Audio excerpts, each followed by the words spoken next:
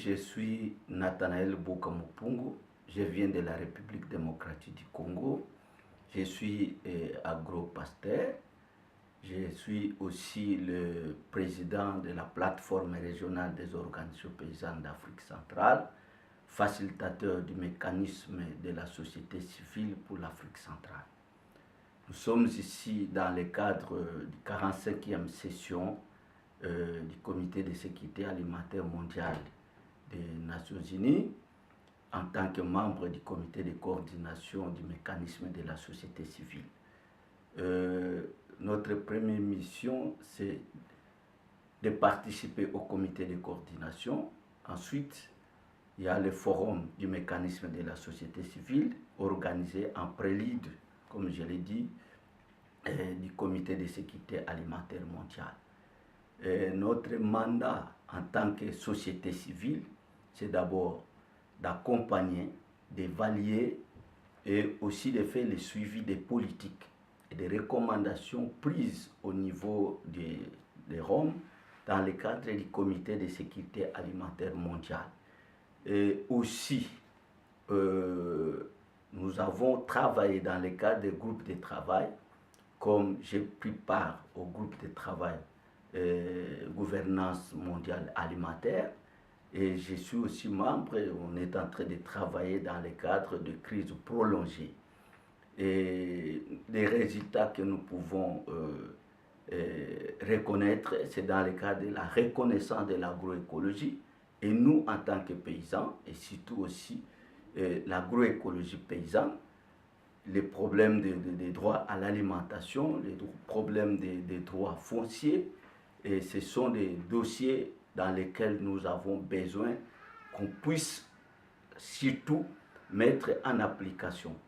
Il y a la problématique d'utilisation des résultats et d'application des recommandations du CESA au niveau des pays, au niveau des régions et au niveau des sous-régions.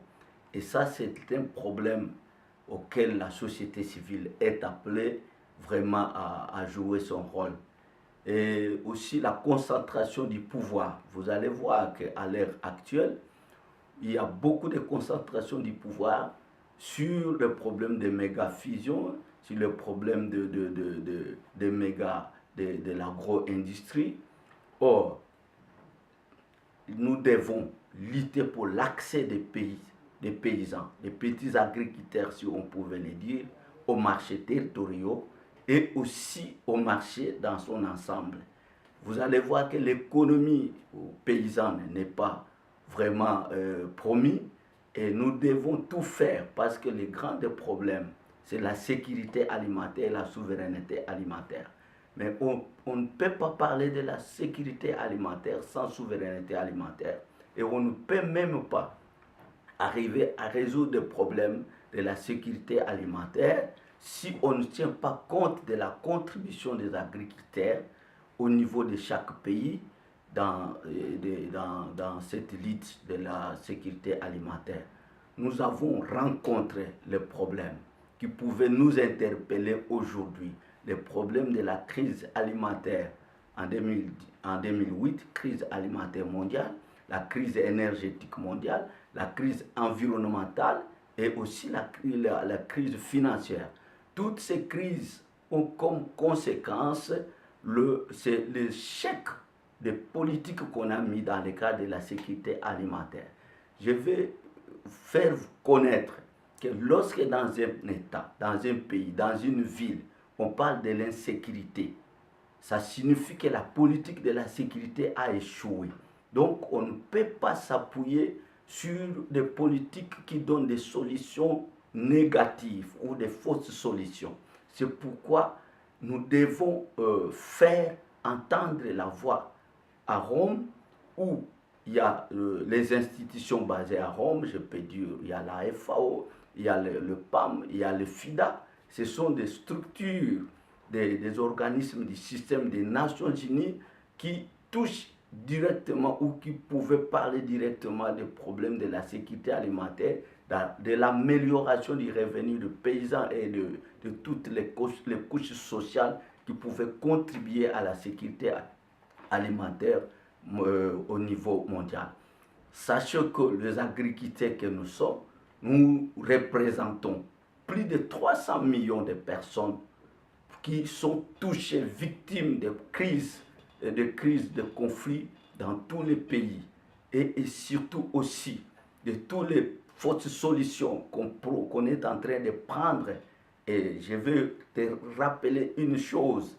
Et lorsque nous voulons faire avancer des choses, au niveau même des institutions, au niveau international, vous allez voir qu'il y a des choses qu'on parle de lignes rouges.